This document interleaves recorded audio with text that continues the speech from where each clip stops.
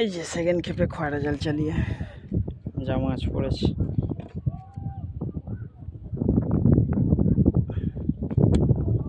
এটা বাচি মাছ।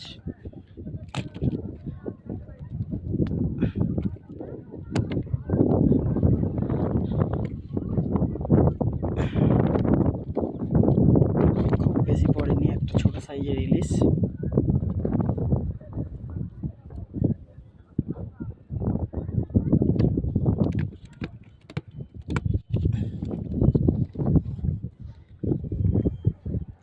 দাও ওই বড় ভাইকেও দাও।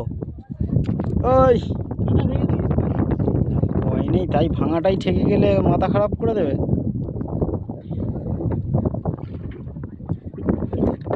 এই সেকেন্ড খেপের মাছ।